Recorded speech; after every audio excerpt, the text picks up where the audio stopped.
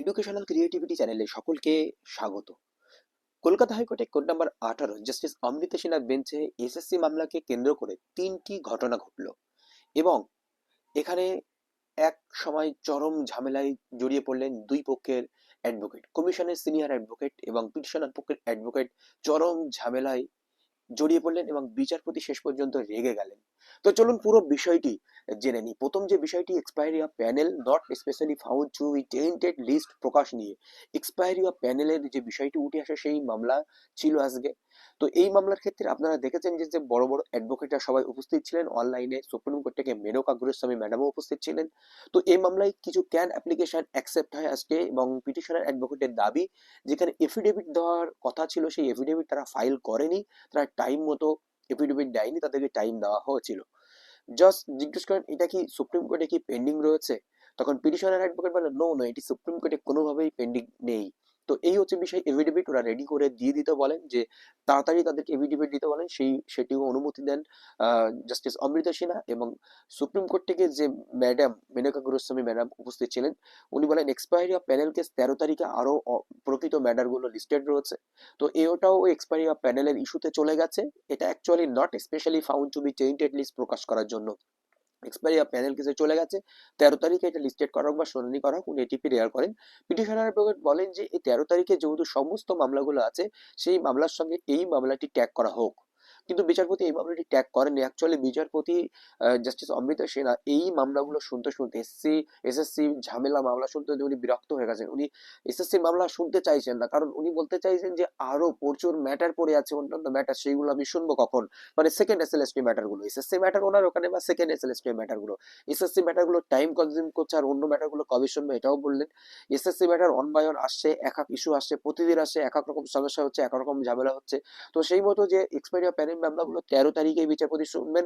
আর এই যে ম্যাটার রাজীব হাসনার যে ম্যাটারটি আজকে ছিল, এটাও ম্যাটারটি ফেব্রুয়ারি মাসে নিয়ে চলে গেলেন। এবং এরপরে যে বিষয়টি আসে ওভারহেজ এবং ক্যামেরা প্রসিডিং নিয়ে, এই ক্যামেরা প্রসিডিং নিয়ে চরম ঝামেলা হয়। আজ বলবো আপনাদেরকে, ওভারহেজের যে বিষয়টি ছিল এখানে এফিডেভিট দেওয়ার কথা ছিল কিন্তু এফিডেভিট দেয়নি। সেই জন্য 2 উইকস এর মধ্যে বা 30 জানুয়ারির মধ্যে এই এফিডেভিট দেওয়ার কথা বলেন কমিশনকে। এরপরে যে বিষয়টি আসে ক্যামেরা প্রসিডিং এ, এই ক্যামেরা প্রসিডিং এর জন্যই দুই অ্যাডভোকেটের মধ্যে চরম ঝামেলা হয়। বিচারপতিও রেগে কি আর এগিয়ে যাননি, টিফিন পিরিয়ড চলে আসে, মামলাটি শেষ করেন। ক্যামেরা প্রসিডিং নিয়ে কথা বলেন ফিরদৌস শামীম, যে এই মামলায় ক্যামেরা প্রসিডিং এর বিষয় ছিল। তখন জাস্টিস বলে ইয়েস। কল্যাণ বন্দ্যোপাধ্যায় বলেন ক্যামেরা প্রসিডিং এই মুহূর্তে সম্ভব নয়, কিন্তু কমিশনের মানে ঘরে যেখানে ইন্টারভিউ হচ্ছে তার বাইরে ক্যামেরা প্রসিডিং হচ্ছে, সবকিছু ডিসক্লোজ হচ্ছে, সেখানে সবকিছুই জানা যাচ্ছে। জাস্টিস বলেন আউটসাইডে ক্যামেরা নিয়ে কি হবে, আউটসাইড নিয়ে বারবার আমাকে বিরক্ত করছেন কেন? কল্যাণ বন্দ্যোপাধ্যায় বলছেন এই মুহূর্তে ক্যামেরা প্রসিডিং আমাদের পক্ষে সম্ভব নয়, ইট ইজ ভেরি ডিফিকাল্টিস, কারণ ক্যামেরা খাটানি ইত্যাদি ইত্যাদি উনি বিভিন্ন যুক্তি দেখান। তখন জাস্টিস অমৃতা সিনহা বলেন সুপ্রিম কোর্টের তো অনুমতি রয়েছে, কেন আপনারা ক্যামেরা প্রসিডিং করবেন না? 3 ডিসেম্বর 2025 সুপ্রিম কোর্ট ওপেন এবং অর্ডার রেকর্ডেড, এখানে অর্ডারে লেখা রয়েছে, তাহলে আপনারা কেন এটা করতে পারবেন না?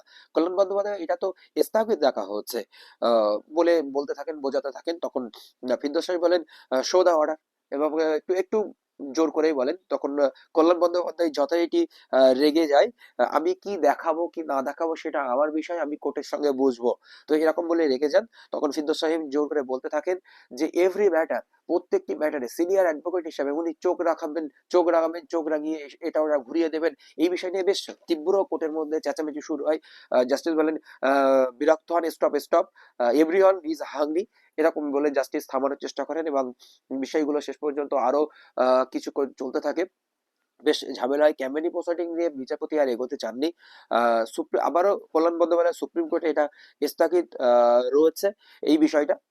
তো বিচারপতিও বলেন যে আমাকে আবারও বিরক্ত করছেন কারণ এই বিষয় নিয়ে, এই বিষয়টি উনি বোর্ডকে বিশেষ বিশেষ করে একটু চেপে ধরার চেষ্টা করেন, যে ক্যামেরা প্রসিডিং করতে বললো আপনারা কারণ এড়িয়ে যাচ্ছেন এই বিষয়টি।